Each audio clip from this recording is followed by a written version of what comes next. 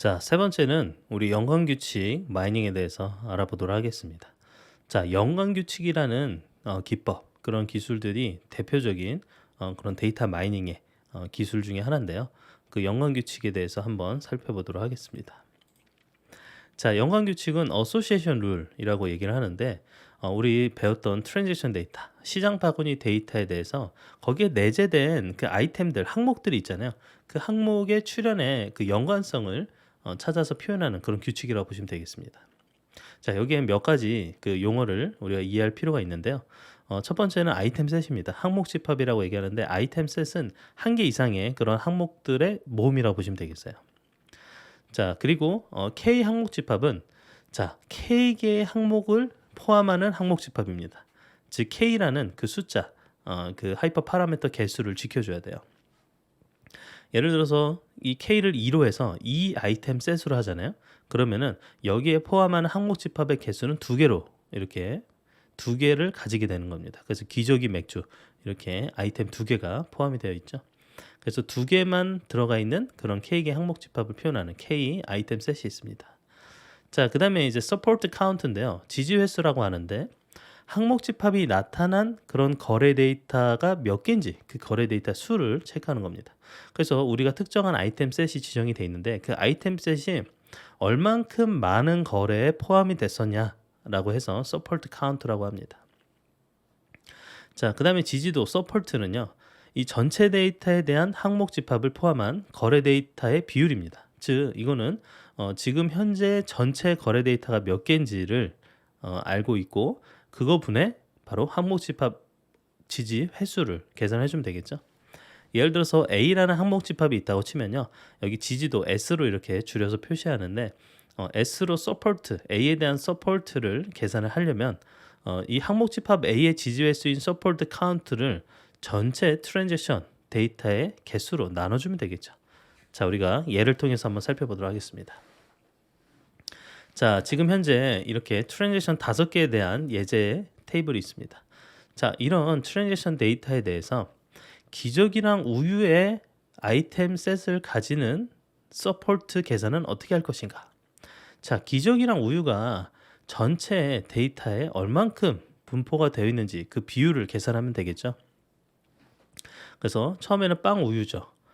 빵 우유인데 우유만 있고 빵은 없잖아요. 그렇기 때문에 기저귀랑 우유라는 그 아이템 셋이 여기는 포함되어 있지 않습니다. 우유만 포함되어 있기 때문에 여긴 제외고요. 그 다음 기저귀, 달걀, 맥주, 빵 두 번째 트랜잭션에 대해서도 여기에서도 기저귀는 있지만 우유가 없어요. 그렇기 때문에 두 번째 트랜잭션도 포함이 될 수 없겠죠. 자, 세 번째는 기저귀, 맥주, 우유, 콜라. 우유랑 기저귀가 이렇게 둘 다 존재하죠.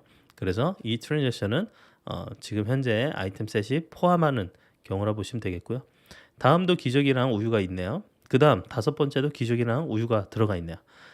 그러면은 전체 5개의 트랜잭션 중에서 이 3개의 트랜잭션에 대해서만 기저귀랑 우유라는 아이템 셋이 등장하죠. 그래서 전체 개수인 5개에서 등장하는 이 3개, 5분의 3으로 해가지고 0.6이라는 값이 바로 기저귀 우유에 대한 아이템 셋의 서포트 수라고 보시면 되겠습니다. 자, 그리고 이 연관규칙에 대해서 우리가 빈발 항목 집합이라는 개념이 있습니다.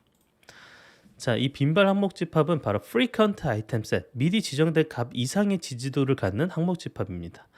미리 지정이 된 값, 예를 들어서 그냥 한 번만 등장하면 안 되고 여기에 이 support count를 몇 이상으로 그래서 어떤 threshold, 그 임계값 이상인 어떤 지지도를 갖는 것만 가지는 이런 아이템 셋을 frequent item set이라고 합니다. 자, 그리고 연관규칙 A에서 B로 이렇게 신뢰도를 계산하는 confidence 계산이 있는데요. confidence니까 이제 C로 줄여서 이렇게 표시를 합니다. 그래서 A에서 B로 이 C로 이 confidence를 표시해서 계산하는데 이 연관규칙 A, B는요 계산하기가 쉽습니다. 왜냐? 우리가 전체 A에 대한 서포트 값에서 서포트 값 분의 A랑 B라는 두 개의 항목 집합이 같이 등장하는 경우에 서포트 이 값을 계산을 해주면 그게 바로 컨피던스가 되겠습니다. 자, 예를 들어서 자, A라는 항목 집합은 우리가 기저귀 우유라고 예를 들고요. 그 다음에 B라는 항목 집합은 콜라라고 예를 듭시다. 그러면은 A에서 B로 가는 이 신뢰도 confidence를 계산한다고 치면은 자, 서포트 기저귀 우유 콜라가 등장하는 서포트랑 기저귀 우유라는 두 개가 등장하는 그런 서포트를 계산을 해줘야겠죠. 자, 이 전체 5개의 트랜잭션 중에서 기저귀랑 우유가 등장하는 경우는 바로 3개죠. 아까 계산했던 것처럼 기저귀 우유가 등장하는 트랜잭션은 T3, 4, 5 3개의 값을 가집니다. 그러니까 3이죠. 그 다음에 기저귀 우유 콜라가 추가적으로 고려되는 그런 경우를 계산해 줘야 되는데 자, 기저귀 맥주 우유 콜라 트랜잭션 3는 이 포함이 되죠. 그 다음 트랜잭션 4는요 콜라가 빠져 있어요. 그렇기 때문에 제외가 되고 그 다음 트랜잭션 5는 기저귀 우유 콜라 3개가 등장했기 때문에 T5도 이렇게 포함이 됩니다. 그래서 T3랑 T5 총 2개를 가지죠. 그래서 전체 기저귀 우유가 등장하는 횟수 3분의 기저귀 우유 콜라가 등장하는 횟수 3분의 2죠. 3분의 2는 0.667이라는 값을 가지게 됩니다. 자, 이렇게 해서 컨피던스를 계산을 할 수가 있겠습니다. 자, 그 다음에는 A 프라이오리 알고리즘이라는 그런 연관규칙 마이닝의 대표적인 알고리즘이 있습니다. A 프라이오리 알고리즘은 어떤 식으로 동작하냐면 자, 지금 현재 frequent item set, 즉 빈발한 아이템 셋 항목 집합들을 선택을 해주는데요. 그 항목 집합, 빈발하는 항목 집합으로부터 신뢰도가 높은 연관규칙을 생성을 해낼 수가 있습니다. 그리고 빈발 항목 집합을 점진적으로 좀 생성해서 만드는데요. 자, 이렇게 항목 그 트랜지션 데이터가 이렇게 처음에 존재한다고 치면요. 얘를 한번 리드합니다. 스캔을 해줘야겠죠. 한번 읽어드리면서 여기에서 항목 집합에 대해서 이렇게 이 그 디스팅크트한 전체 항목 집합들을 이렇게 뽑아내고요. 그리고 A, B, C, D라는 이 항목 집합이 뽑아지면 그로부터 각각의 이 서포트 카운트를 계산을 할 수가 있겠습니다. 자, 항목 집합 A라는 항목 집합이 나타나는 등장 횟수가 A 총 2개죠. 그래서 지지 서포트 카운트 2를 차지하고요. B라는 항목 집합은 하나, 둘, 3개 이렇게 3개죠. 3개가 등장하고요. 그 다음에 C라는 항목 집합은 하나, 둘, 셋 여기도 3개. 그 다음 D라는 항목 집합은 전체 항목 중에 한 번. 그 다음 E라는 항목 집합은 2, 3개 등장하네요. 이렇게. 자, 이렇게 해서 전체적인 서포트 카운트를 계산한 다음에 그리고 여기에서 서포트 카운트를 계산한 C 말고 L이 있습니다. L은 여기에서 우리가 특정 임계값이 이상이 되지 않는 즉 빈발하지 않는 그런 항목들은 제외를 해줘야 됩니다. 그래서 전체 C로부터 빈발 항목 집합을 계산하기 위해서 빈발하지 않은 즉 D는 서포트 카운트가 1밖에 안 되잖아요. 그렇기 때문에 제외를 하고 나머지 A, B, C, E만 이렇게 가져옵니다. 즉 빈발한 항목 집합을 이렇게 가져오는 거죠. 그런 다음에 이 지금 현재 이 L1을 계산해 주고요. 그 다음에는요. K를 1로 계산했는데 K를 이제 2로 그래서 2개의 아이템이 결합된 항목 집합을 정리를 해줍니다. 그러면은 AB, AC, AE, BC, BE, CE 이렇게 항목 집합이 나오는데 이거를 스캔해서 그러면 이 2가지 아이템들이 결합된 아이템 셋에 대해서 서포트 카운트가 몇이 되는지를 계산해 보면 AB가 동시에 등장하는 그런 횟수가 한 번, A, B, C, E에 있네요. A, B 한 번.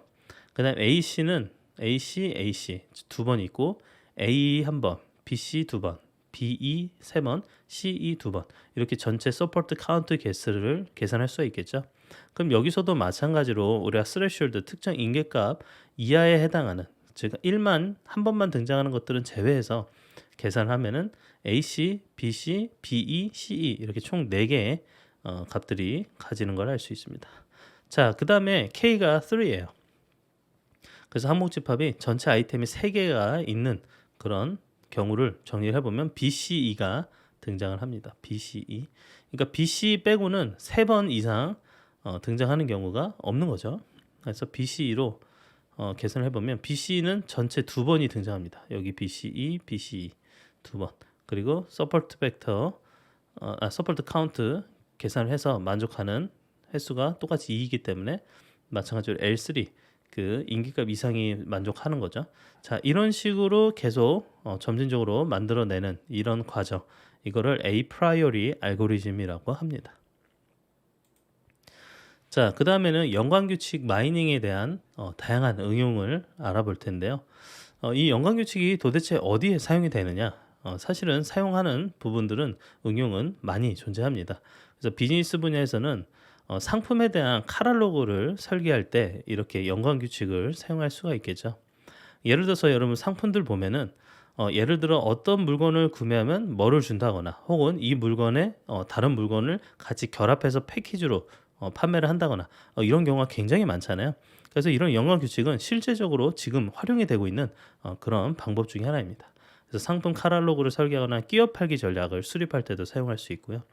그리고 매장 내에서 상품을 배치할 때 어느 상품 옆에 자주 구매가 될 수 있는 유사 상품 혹은 같이 구매를 하는 구매에 연관성이 높은 상품을 옆에 배치하는 경우로 유도를 할 수가 있죠. 구매하도록.